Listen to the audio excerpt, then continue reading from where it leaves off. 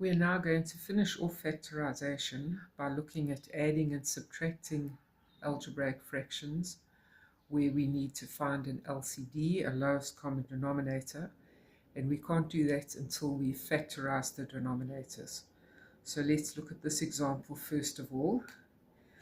If we look at the first fraction, the numerator is simply a binomial, so it's going to stay as it is. But the denominator is a quadratic trinomial. So remember that we're going to try to find factors of 4 so that the two factors can give us an answer of 3 when we add or subtract them.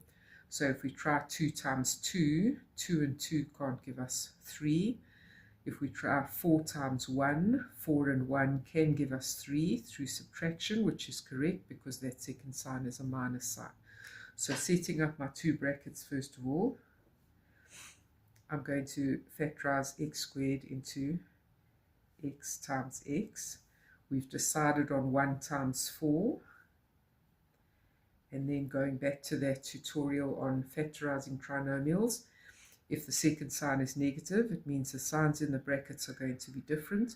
And the bigger one in this case is going to be minus. So the 4 is going to get the minus and the 1 is going to get the plus. Minus, again, we've just got a binomial on the top, so I'm leaving that as it is. And then factorizing here, because 2 is a prime number, we only have one possible pair of factors, so 1 times 2, and 1 and 2 can give me negative 1.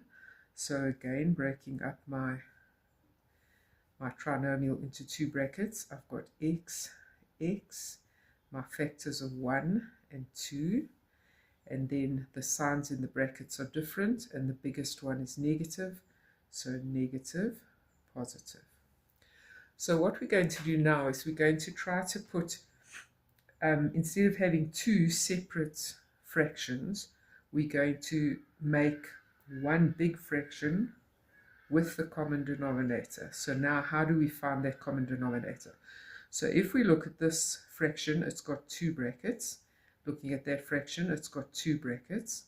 So the easiest way to find the LCD is first of all to look for any common brackets.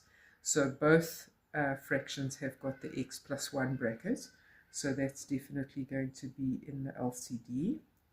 And then the best way to think of what else needs to be in the LCD is to get one representative from each bracket that exists in either of the fractions. So this fraction also has a bracket of x minus 4. It doesn't matter that that one doesn't have. I have to have a representation if such a bracket exists. And then in this one, I've already got the x plus 1 bracket down, but I don't have an x minus 2 bracket, so I need to do that. Right, now we need to see what's going to happen to the numerators. So first of all, x minus 3, when it was on its own in the numerator like that, it didn't need a bracket. But now, because it's going to be multiplied by something, we need to put it in a bracket to show that that's a binomial in itself. And then to find out what else is going to be multiplied in the numerator, look at what brackets you did have, find them over here, and what bracket isn't represented there, and that's what that numerator is going to have to be multiplied by. Minus, and then remember that also needs to be in a bracket. Again, you've got an x plus 1 bracket, an x minus 2 bracket. That one's not represented, so I still need to multiply the numerator by that bracket. So what we're going to do now is we're going to multiply out the numerators, and because it's a binomial times a binomial, we're going to use FOIL to multiply it out. So FOIL, first x times x is x squared.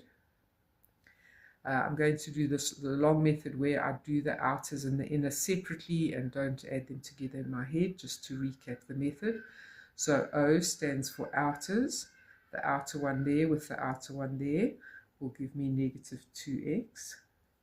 The inners, negative 3 times x. And the lasts, negative 3 times negative 2. Now this minus sign outside the two binomials, when you become more seasoned in doing this and a little bit more experienced, you can cope with doing the FOIL and multiplying by the negative sign at the same time. But for now, let's just do it separately.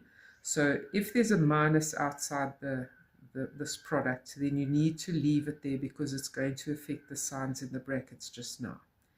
So just doing the FOIL part, first x times x, outers x times negative 4,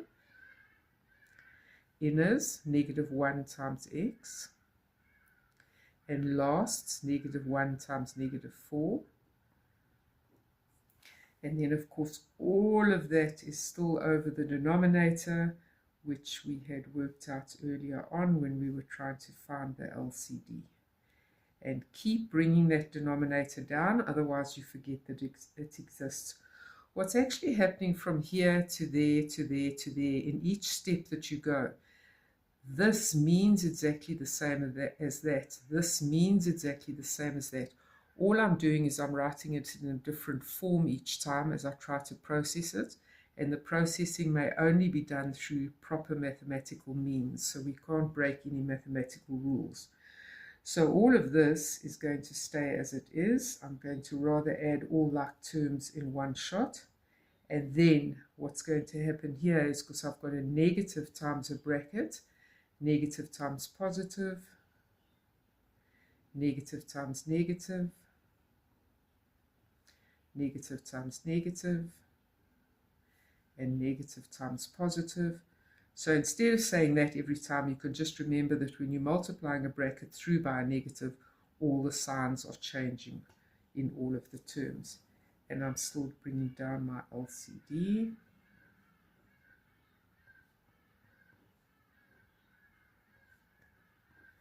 Right, so on the top now, we have some like terms, so let's start gathering them. X squared minus x squared is 0, so that disappears. Negative 2x minus 3x is negative 5x, plus 4x is negative 1x, plus x is 0, so my x's are disappearing as well. And in constants, I've got 6 minus 4, which is 2. So all that's left in the numerator is 2, and then I still have my 3 brackets in the denominator. Right, and that is the final answer. So let's look at another example which is a little bit more complex.